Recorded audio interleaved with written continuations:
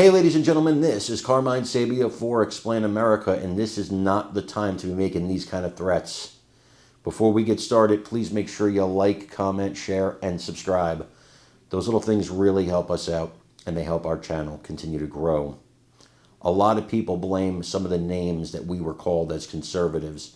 They blame those names for what happened to the late, great Charlie Kirk. And with that being said, our leaders have told us we need to take down the temperature, but they don't lead by example. Hakeem Jeffries insisted today, that he would in fact keep the temperature rising, that he would keep going after Trump with these same kind of names, still calling him, by the way, a threat to democracy, still comparing him to authoritarians, both past, present, and possibly future. This is dangerous. This puts people like me in danger. It puts people like the president in danger. It puts anybody who does this line of work that I'm in right here in danger, but it even puts you guys in danger.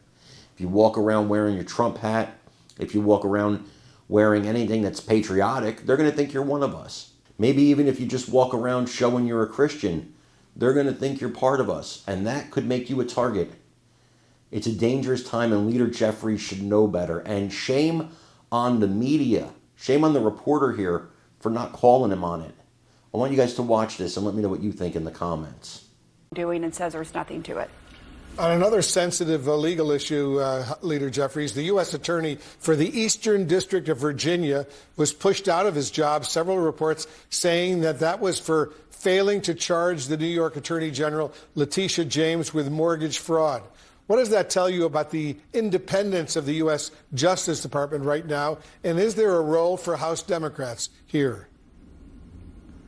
There's absolutely a role for House Democrats, and I expect that effort will continue to be led by the top Democrat on the Judiciary Committee, Jamie Raskin. We are demanding that all information connected to this sordid affair be preserved so that once the investigation is fully underway, led by us, and we'll see what the Republicans on the Judiciary Committee decide to do, that we can secure all of the documents and present them to the American people and ensure that folks are held accountable for their behavior. You know, one thing to understand as people who are flirting with the Trump administration or doing the bidding of the Trump administration or engaging in the pay-to-play schemes of the Trump administration, the statute of limitations is 5 years.